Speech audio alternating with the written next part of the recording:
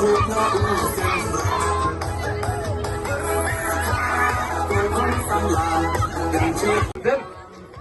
ketu baru kebalas raikut banlong ke dokersan jo kepati ini fliru ini ngelap itu